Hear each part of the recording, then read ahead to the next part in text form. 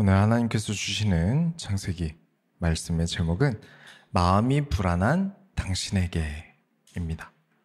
오늘 말씀을 통해서 우리에게 내가 원하지 않는 많은 일들과, 그쵸? 우리 삶은 그런 것들이 참 많아요. 어려움 속에서 어떻게 살아가야 나를 지킬 수 있을지 오늘 말씀을 통해서 깨닫게 되시길 예수의 이름으로 축원합니다. 서론으로 들어갑니다. 마음이 불안한 이유와 해결 방법.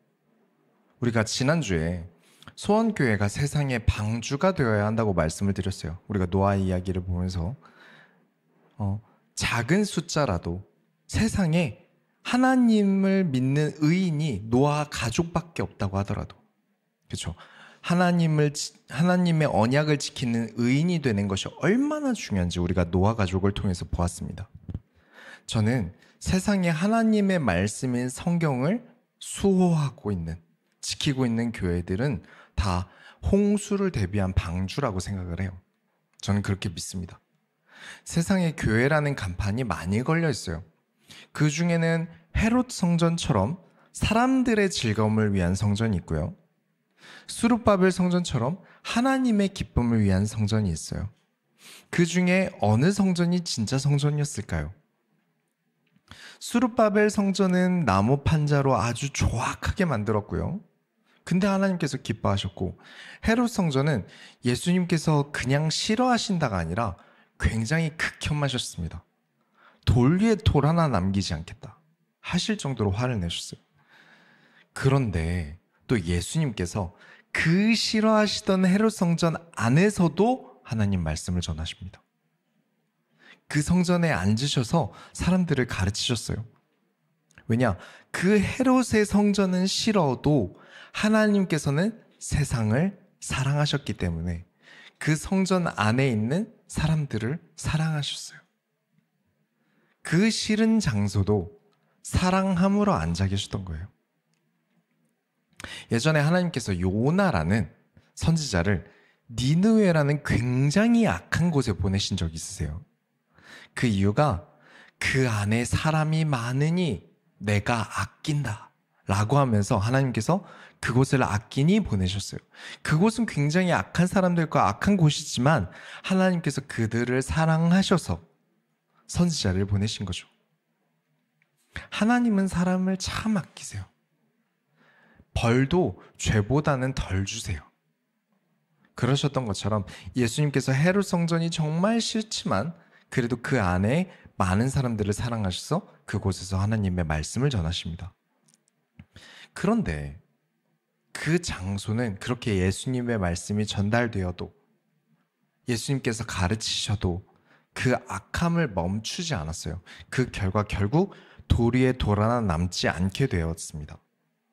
지금 이 이야기를 하는 이유가 우리가 서론부터 오늘 쭉 볼 이 창세기 11장부터 이어지는 내용이에요. 하나님께서 아담에게, 노아에게 생육하고 번성하라는 명령을 내리셨어요. 이건 명령입니다. 지켜야 되는 일이에요. 그런데 사람들이 이 명령을 지키는 사람으로서는 할 수 없는 행동을 하기 시작합니다. 세상의 모든 언어가 하나였다 그래요. 그런데 지금 이 사람들이 하나님께 정면으로 도전을 해요. 11장 3절부터 4절에 서로 말하되 자 벽돌을 만들어 견고히 굽자 하고 이에 벽돌로 돌을 대신하며 역청으로 진흙을 대신하고 또 말하되 자 성읍과 탑을 건설하여 그 탑 꼭대기를 하늘에 닿게 하여 우리 이름을 내고 온 지면에 흩어짐을 면하자 하였더니, 어떤 비나 지진이나 외부 충격에도 흔들리지 않는 하늘에 닿을 정도로 높은 탑을 쌓기로 계획을 세웁니다. 이유는 흩어짐을 면하자는 거예요. 우리는 절대 흩어지지 않고 우리끼리 잘 지낼 거야.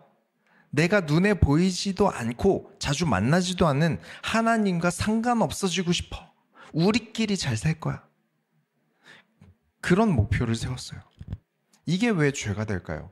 두 가지 이유로 이것은 죄가 됩니다. 첫 번째는 우리 인간은 하나님과 함께 하나님의 보호를 받으며 하나님 안에서 살아야 하는데 그 삶을 살고 싶지 않다는 거예요.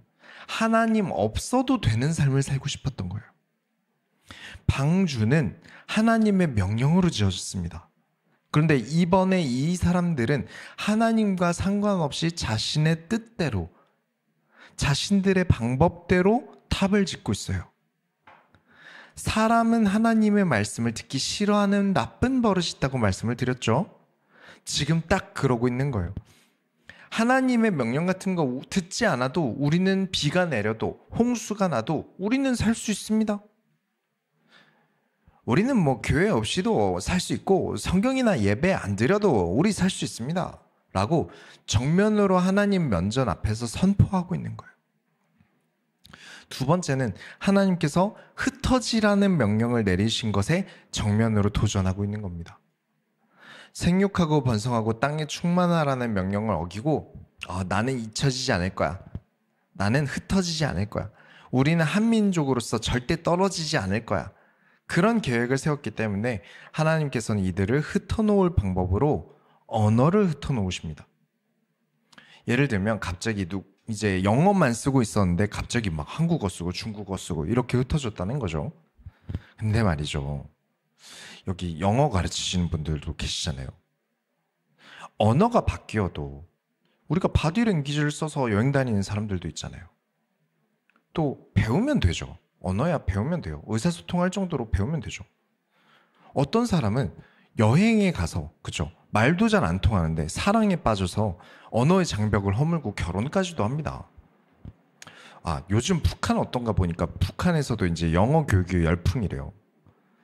영어 생각보다 잘 쓰더라고요. 커피도 그냥 커피라고 하고, 인터넷도 그냥 인터넷이라고 하고, 텔레비전도 그냥 텔레비전이라고 하고. 북한에서 초등학교에서 영어 실습실을 따로 만들어서 가르칠 정도로 운영을 하더라고요. 그러니까 언어만 흩어졌다는 이유만으로 그 탑의 공사가 중단되었다고 보긴 좀 어렵다고 봐요. 말이 안 통해도, 그쵸, 다시 소통하려고 노력하면 한 1, 2년만 다시 좀 공부해서 서로 소통하면, 언어 체계를 다시 정립하면, 그럼 다시 탑 공사를 시작할 수 있잖아요. 그래서 저는 언어만 흩었다고 보지 않습니다.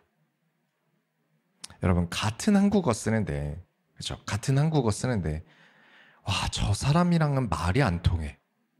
이런 적 없으세요? 대화가 전혀 안 되는 사람. 그죠? 보신 적 있으시죠? 사람은 같은 공감대랑 문화권이 중요합니다. 어떤 건달 출신이 사업을 시작하면 주변에 이제 바로 이제 오른팔 왼팔로 석박사를 두고 일을 할 수가 없대요. 왜냐면 경영자가 하는 말을 석박사들이 못 알아들어요. 그럼 반대로 이제 석박사분들이 이제 창업을 시작해도 이제 뭐 회장, 뭐 사장 이런 사람들이 돼도 주변에 뭐 이사, 뭐 부장 이런 사람들을 건달 출신을 쓸 수가 없는 거예요. 왜냐하면 말이 안 통해서. 회장이 저기서 라고 말해도 그 의도를 읽고 오라고 받아들이고 이해할 수 있어야 되는데 서로 살아온 방식이 전혀 다르니까 이해가 잘 안 가는 거죠. 그래서 서로 계속 그게 무슨 뜻이었는지 물어봐야 되고, 일도 바빠 죽겠는데 설명도 해야 되고, 그렇죠? 그래서 기업 경영은 똑똑한 사람보다는 말이 통하는 사람들 위주로 뽑는답니다. 그렇게 팀을 꾸려서 일을 한다고 해요. 지금 이 창세기 11장도 하늘 높이 탑을 쌓으려고 하는데 서로 생각이 안 맞고 말이 안 통하기 시작한 거예요.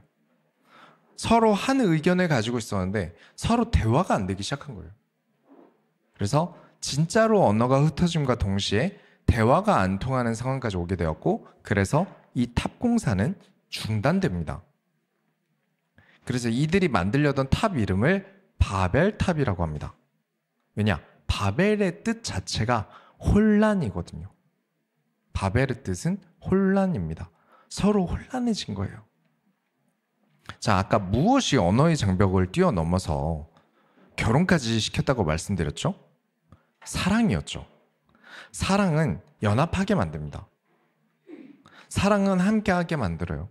그러나 사랑 없이 야망만, 그죠? 나만 생각하는 것은 결국엔 대화가 안 통하기 시작할 거예요. 뭐 남자의 돈만 보고 결혼한다, 여자의 외모만 보고 결혼한다. 뭐 집에 있기 싫어서 도망치듯 결혼한다 등등 그런 이유만으로는 결국 오래가기 힘들어요. 사랑이라는 것이 없는 연합은 결국 목적만 이루어지면 사라져 버리잖아요. 어느샌가 주변에 사람이 남지 않게 될 거예요. 제가 아는 분 중에 돈을 정말 잘 쓰시는 분이 계시거든요. 돈이 많으세요. 근데 자꾸 주변에 사람들이 떠나요. 인기가 없어요. 이유가 뭐냐면 돈 많이 쓰고 잔소리를 해요. 돈 많이 쓰고 악담을 해요. 모든 것을 자기 마음대로 하려고 해요. 존중이 없어요. 내가 낸 지출에 대해서만 존중을 받으려고 해요. 그 모습에 질려서 사람들이 떠나는 거죠. 또 제가 아는 분은 아는 게 많은 분이에요. 지식 부자세요. 그래서 자꾸 자기 지식 자랑하시기 바쁘세요. 대화가 당연히 안 통하죠. 왜냐? 지 할 말만 하니까. 그래서 혼자 남는 거예요. 근데 제가 아는 어떤 분은 가진 게 많은 분이 아니세요. 근데 주변에 사람이 떠나질 않아요. 사람들이 참 좋아해요. 그분은 사랑이 가득하시거든요. 진짜 상대방의 잘됨을 위해 생각해주고, 그죠? 분위기 좋게 만들어주고, 뭘 하든지 즐겁게 해야 된다고 얘기하고, 꼭 필요한 얘기라면 꼭 존중하면서 오랫동안 고민하면서 진짜 고민한 티가 나는 이야기를 하고, 그죠? 그런 느낌이 가득 있어요. 자꾸 뭐 사랑하니까 하는 말 아이가, 다 네 잘되라고 하는 말이다, 이게 아니라 진짜 사랑이 담기면 상대방이 존중을 느껴요. 그만큼 조심스러움이 느껴지거든요. 하나님을 사랑하는 사람들이라면 하나님이 흩어져라 하면 흩어집니다. 하나님께서 모이라 하면 모입니다. 그게 맞죠. 하나님을 사랑하는 사람들이라면 하나님과 대화가 통하는 사람을 통해 하나님께서 진짜 옳은 일을 시작하세요. 진짜 각 지체와 영혼과 교회를 사랑하는 사람이라면 그 사람 때문에 교회가 연합될 거예요. 하늘 높이 탑을 쌓아 흩어짐을 면하는 것이 아니라 우리의 모임은 하나님과 나의 연합으로 우리는 흩어짐을 면해야 합니다. 이혼율은 계속 올라가죠. 내 가족이, 부부가 흩어짐을 면하는 것은 돈을 많이 벌어서 갖다 줘야 되는 것이 아니라, 아는 게 많아야 하는 것이 아니라 서로 사랑함과 감사가 넘침으로 흩어짐을 면하는 거예요. 그렇습니다. 진짜 크리스찬의 모든 관계는 특별해요. 저와 성도의 사이에는 둘만 있는 게 아닙니다. 이 연합은 깨지게 돼 있어요. 이 안에 하나님께서 계셔야 됩니다. 집사님과 제 사이에 하나님께서 계셔야지 흩어짐을 면하고요. 제 사이에 권사님과 제 사이에 하나님이 계셔야 흩어짐을 면합니다. 이건 우리의 모든 인간관계에 포함되는 거예요. 하나님께서 우리 사이에 접착제가 되시는 이 관계가 가장 안정적이고 가장 흩어지지 않는 관계가 될 거예요. 성도와 성도 사이에 하나님이, 부부 사이에 하나님이, 형제 사이에 하나님이, 그 관계가 가장 안정적인 관계예요. 그런데 지금 창세기 11장에 자기들끼리 하나님 빼고 우리끼리 안정적이려고 노력하잖아요. 그래서 한다는 행동이 하늘에 탑 쌓는 하찮은 행위였어요. 그러니 혼란스럽죠. 하나님 없이 뭐 해보려니까 혼란스럽죠. 그래서 바벨 뜻이 뭐라고요? 혼란입니다. 그리고 또 다른 뜻이 있어요. 실행 불가능한 계획이란 뜻도 있어요. 우리 행복하자, 그건 실행 불가능한 계획입니다. 저는 사업해서 성공할 거예요. 실행 불가능한 계획입니다. 하나님 없이 하려는 그게 무엇이든 실행 불가능한 계획입니다. 우리는 하나님으로 행복할 거예요. 가장 가능한 계획입니다. 우리는 하나님 나라의 일을 할 거예요. 내 사업도, 내 직장도, 내 학업도 하나님 나라의 일을 할 거예요. 가장 실행 가능한 계획입니다. 하나님과 함께하는 노아는 살아남기 불가능한 홍수에서 살아남았습니다. 그래서 우리에게 진짜 복이 무엇이다? 예수 그리스도시다. 왜냐? 하나님과 나의 중보자 되시는 분이 예수 그리스도시다. 우리가 하나님 만나지 않으면 혼란 그 자체인데, 그 혼란 속에서 창조하신 그분과 함께하는 방법이 예수 그리스도시다. 예수 그리스도를 주시며 이르시되 생육하고 번성하고 땅에 충만하라. 그런데 예수 그리스도 없이 생육하고 번성하고 땅에 충만하려고 하면 바벨 그 자체가 되는 거예요. 그 어떤 것도 실행 불가능하고 악한 계획이 될 거예요. 우리는 완벽하지 않습니다. 어떤 결과도 완벽한 결과는 낼 수 없어요. 그러나 하나님을 사랑함으로 하나님과 연합된 결과라면 하나님의 선함이 우리의 결과 속에 비춰질 거예요. 그게 가장 안정적이라고요. 요한일서 4장 16절에 보시면 하나님은 사랑이시다. 하나님은 사랑 그 자체시래요. 그래서 사랑이 없는 것이라면, 사랑이라는 것이 없다면, 하나님이 계시지 아니하면 부부든 가족이든 친구든 교회든 민족이든 사업이든 그 어떤 것이든 연합되지 않을 겁니다. 그래서 창세기 11장의 사람들이 불안했던 거예요. 얼마나 불안하면 우리끼리 흩어짐을 면하기 위해서 탑을 쌓자. 하늘 높이 탑을 쌓는 계획을 해야 할 만큼 불안했던 거예요. 하나님을 사랑하지 않아서 생긴 불안인데 그 해결 방법으로 하나님을 버리자라고 계획을 쌓아요. 얼마나 불행한 일입니까? 얼마나 불안한 일이에요. 여러분, 하나님과 연합하시기 바랍니다. 하나님을 사랑하시기 바랍니다. 사랑이 드러나는 삶을 사시기 바랍니다.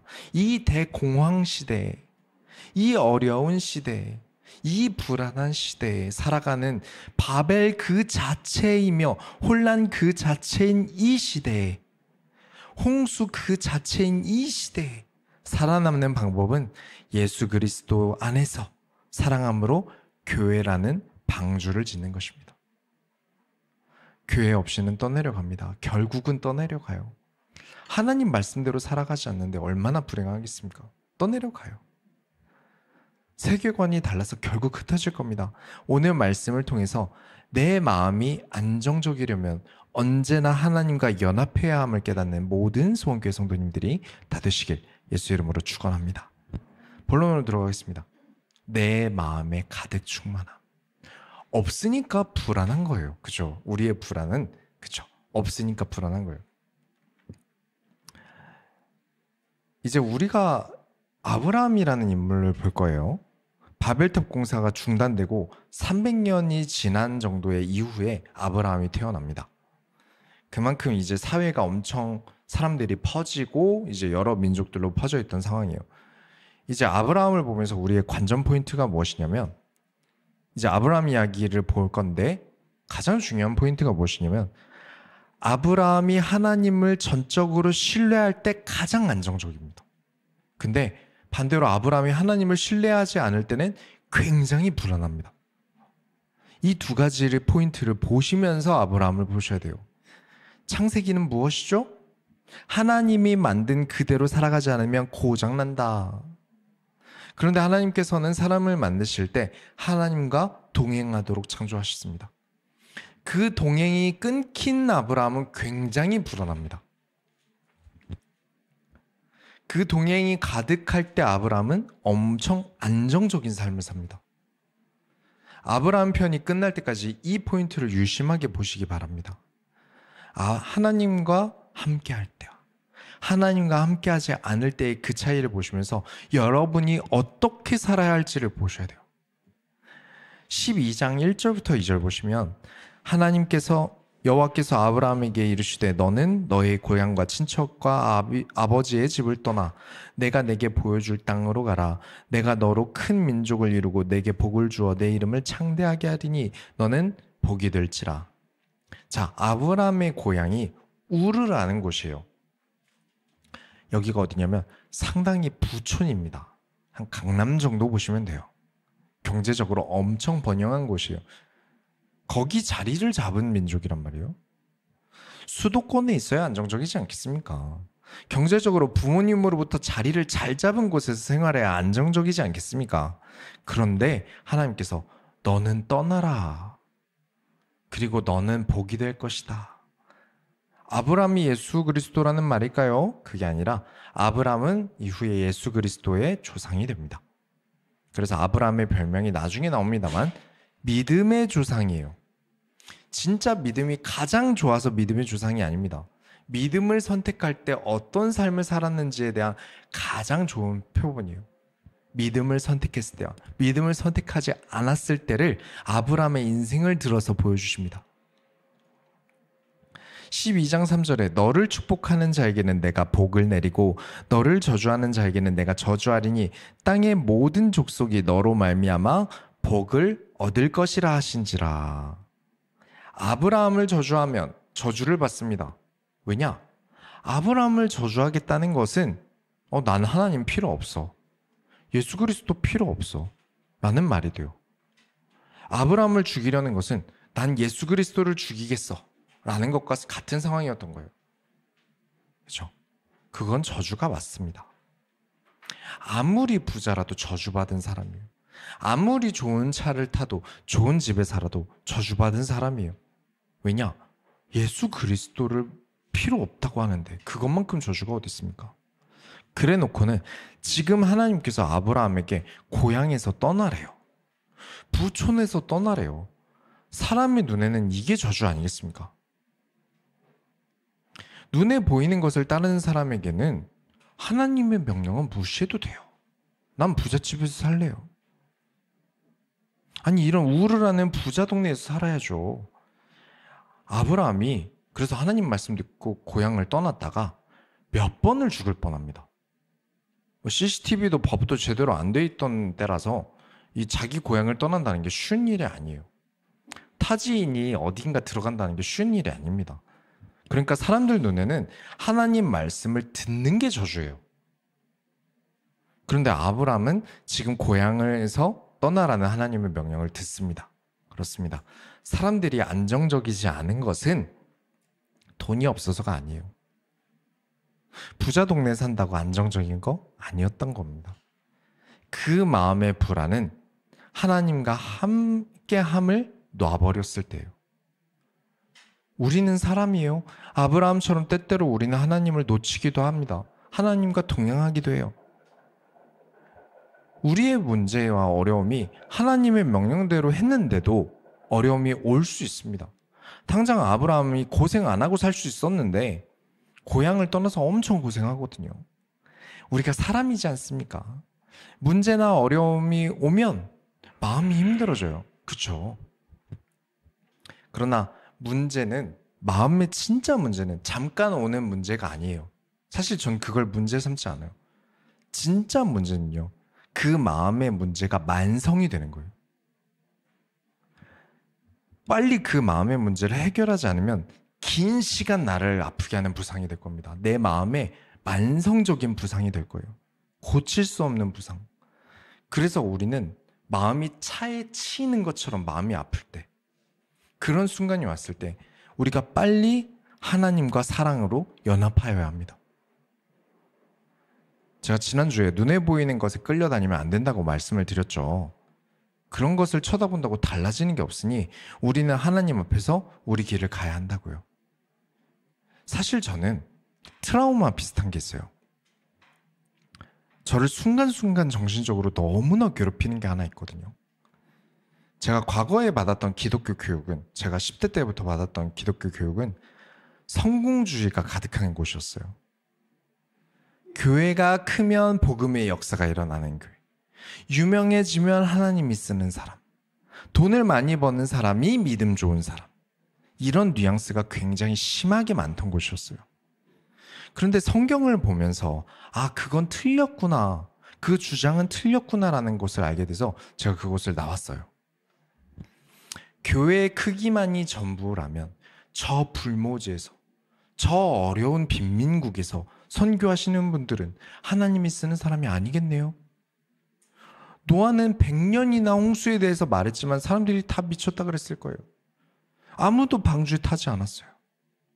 예레미야는 돌에 맞아서 죽었고요. 에스겔은 포로로 끌려가서 어디서 죽었는지도 기록되어 있지 않아요. 바울은 대형 목회를 한 적도 없고요. 이중직 목회자였어요. 그 외에 수많은 선지자들은 이스라엘의 범죄에 대해서 말하다가 사형당하거나 가난하게 수명이 다해서 죽고 그랬습니다. 사도들은 다 순교했고요. 요한은 유배까지 가서 노역을 해야 됐습니다. 그 노인이.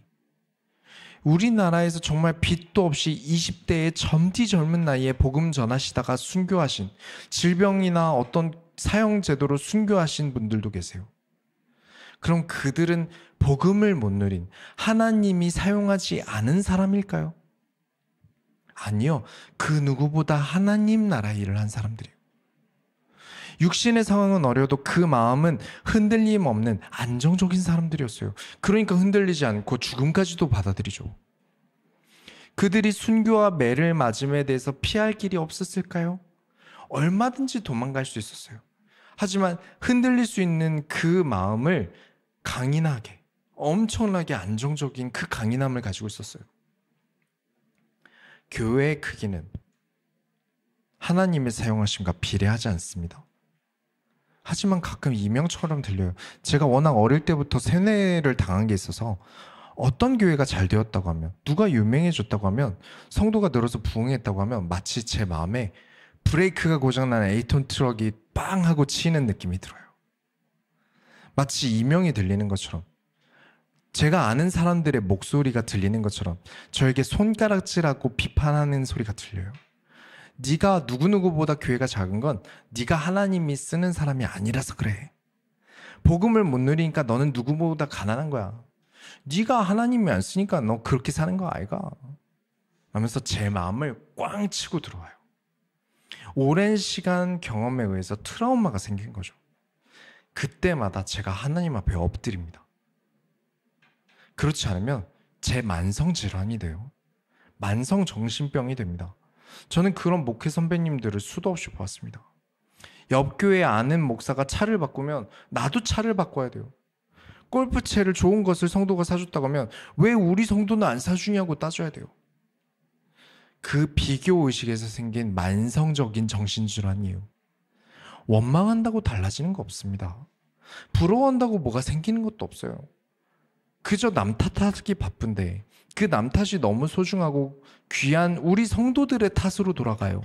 그 모습이 절대 되어서는 안 돼요. 그래서 하나님 앞에 엎드립니다. 하나님, 내 목회가 작건 크건 미래에 내가 어떻게 되건 상관없습니다. 저는 압니다. 그 선지자들이 옳았음을, 그 순교자들이 옳았음을 하나님께서 성경으로 증명하셨듯 내가 하나님 말씀인 성경을 가르치는 것에 최선을 다했음을, 완벽하지 않았으나 나의 주를 향한 열심은 진심이었음을, 내 인생을 다하여 달릴 테니 주께서 생명책 열람하실 때 나를 증명해 주옵소서. 늘 그렇게 기도합니다. 그러면 다시 안정적으로 돌아와요. 그 트라우마를 항상 그렇게 극복합니다. 얼마나 안도감이 생기는지요. 그죠? 그 스트레스를 그대로 두면 내 마음에 질병이 돼요. 그 전에 하나님께서 막아주세요. 내가 하나님을 사랑하고 하나님께서 나를 사랑하시는 연합이 일어나는 거죠. 성령의 충만함이 가득해지는 거예요. 그래서 그래, 거기에 내 기쁨은 없다. 나의 행복은 헤롯 성전에 없다. 나중에 소원교회가 헤롯 성전처럼 크기가 부흥한다고 해도 내 마음은 수르바벨 성전이어야 한다. 그렇지 않으면 다 이루어놓고 얼마나 불안정하겠어요. 그렇게 큰 교회 이루어놓고 얼마나 불안하겠어요. 그 위엔 더 위가 없을까요? 더 나은 사람 없을까요? 더 잘 나가는 사람 없을까요? 항상 있을 거예요. 그걸 바라보고 원망하고 불안해하기보다 지금 하나님께서 나에게 주신 이 소중한 것들을 사랑해야죠. 그럼 진짜 행복하거든요. 꼭 이 마음의 안정감이 여러분에게도 있으셨으면 좋겠습니다. 아브라함의 행복은 우르라는 부자 동네에 없었어요. 그래서 하나님께서 너는 고향을 떠나라. 그래서 여기저기 떠돌면서 삽니다. 그러나 그 마음은 하나님 나라의 정착민으로 살아야 합니다. 내가 어디를 많이 돌아다닌다 하더라도, 내가 부자 동네에 없다 하더라도 나는 하나님 나라에 고정되어 있는 삶을 사는 거예요. 하나님 나라에서 떠나지 않을 때가 가장 안정적이었다가 눈에 보이는 것에 눈이 돌아가서 하나님 나라를 떠나는 순간 아브라함은 세상 불안한 사람이 됩니다. 꼭 여러분이 하나님께 엎드림으로 바른 길을, 하나님의 좁은 길을 선택할 때 찾아오는 그 마음의 안정감을, 평안함을 깨닫게 되시길 바랍니다. 12장 4절부터 5절에 이에 아브라함이 여호와의 말씀을 따라갔고 롯도 그와 함께 갔으며 아브라함이 하란을 떠날 때에 75세였더라. 아브라함이 그의 아내 사레와 조카 롯과 하란에서 모든 소유와 얻은 것들을 이끌고 가나안 땅으로 가려고 떠나서 마침내 가나안 땅에 들어갔더라. 아브라함이 자기 아내랑만 떠난 게 아니라 조카도 데려갑니다. 아브라함더러 떠나라고 했는데 조카를 데려간 건 아직 완전히 하나님에 대한 신뢰도가 높아지지 않은 거예요. 최대한 많이 챙겨 나오잖아요. 왜냐면 아직 불안하거든요.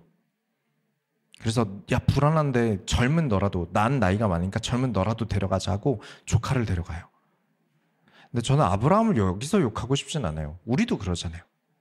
완벽한 믿음이 되면 참 좋겠지만 그런 사람은 없어요.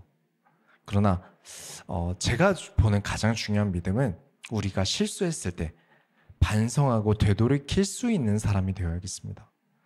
자, 아브라함에 대해서는 계속해서 다음 주도 다다음 주도 지켜보도록 하겠습니다. 결론을 내리겠습니다. 사랑으로 하나님과 연합하시기 바랍니다. 우리는 혼란의 탑이 아니라 하나님의 방주를 지어야 합니다.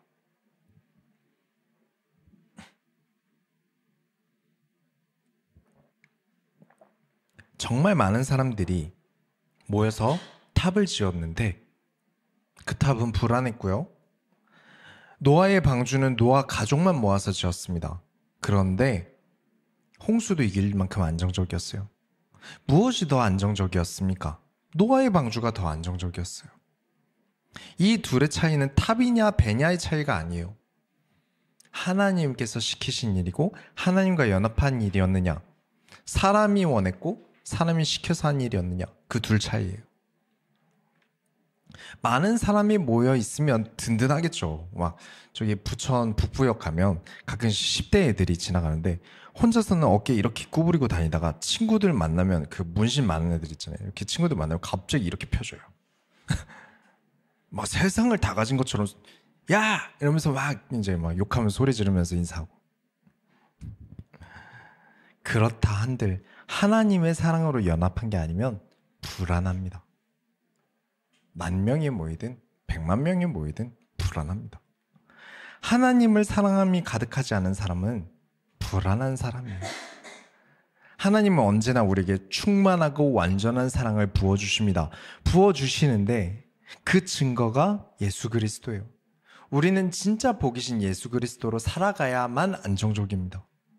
그렇지 않으면 불안정한 인생 운전이 되는 거예요. 여러분의 인생을 불안정하게 운행하고 계신 거예요. 내가 언제 어디 들이받을지 모르고 언제 차가 엔진이 멈춰서 서버릴지 모르는 그런 불안정한 인생을 살고 있는 거예요. 하나님은 이미 충분히 넘치도록 우리를 사랑하시니 문제는 나입니다. 내가 하나님을 사랑해야 돼요. 하나님 우리에게 사랑을 주세요라는 말은 의미가 없을 만큼 하나님은 우리를 엄청나게 사랑하시니까 우리가 하나님을 사랑해야 합니다. 나도 하나님을 사랑하고 저 사람도 하나님을 사랑한다? 안정적인 연합이에요. 하나님은 그것을 뭐라고 부르신다? 교회라고 부르셨습니다. 예수님께서 가르치신 거예요. 내 이름으로 모인 그 한두 사람 모인 곳에 그것을 교회라고 하겠다. 안정적인 연합이라는 말이에요. 상대방 성격이 다르다, MBTI가 나랑 다르다, 살아온 문화가 나랑 다르다, 성별이 나와 다르다, 나이가 나와 다르다, 상관없습니다. 하나님을 사랑하는 수준이 높을수록 그 연합은 안정적입니다. 그러나 하나님을 사랑함이 아닌 다른 어떤 눈에 보이는 이유로 연합한다는 것은 일시적인 거예요. 그 이유가 사라지면 끝나는 연합입니다. 하나님은 영원하십니다. 영원한 이유가 되겠죠. 사람이 원하는 건 일시적입니다. 일시적인 연합이 되겠죠. 금방 끝납니다. 잠깐 목표를 이루기 위한 연합인 거고, 다 그 연합이 끝나면 우리 만나서 더러웠고 다신 보지 말자, 이렇게 끝나게 돼요. 당장 나 자신만 봐도 그렇습니다. 나라는 존재가 하나님과 연합하지 않을 땐 불안해요. 내가 고장나기 시작해요. 나의 어려움에 만성적인 병들이 들기 시작해요. 고장나기 시작해요. 내가 가지고 싶은 것들을 산다 한들, 내가 원하는 것들을 이룬다 한들 그 마음의 병은 고쳐지지 않습니다. 벤츠를 사든 몇 억짜리 시계를 차든 그 마음의 병은 낫지 않습니다. 왜냐? 행복은 거기 없거든요. 진짜 우리 소원교회 성도들이 저는 행복하길 바랍니다. 우리 행복은 하나님께 있습니다. 우리 마음의 안정적임은, 우리 마음에 흔들리지 않음은 하나님께 있습니다. 하나님께서 우리를 위로하십니다. 다른 어떤 신들이 줄 수 없고 다른 어떤 사람이 만들 수 없는 진짜 마음의 사랑과 위로와 화평은 하나님만 가지고 계십니다. 그러니 우리가 한 주간 하나님을 가장 사랑함으로 살아갈 때 얼마나 우리가 안정적인 삶을 살아가게 될지 체험하게 되길 예수 이름으로 축원합니다. 우리가 하나님의 소원을 이뤄드립시다. 하나님 감사합니다. 오늘 말씀을 통하여 내가 치유받게 하여 주옵소서. 하나님을 만나는 것이, 내가 하나님께 엎드리는 것이 얼마나 나를 안정적이게 만드는지 깨달아지는 한 주가 되게 하여 주옵소서. 살아계신 예수 그리스도의 이름으로 기도드렸습니다. 아멘.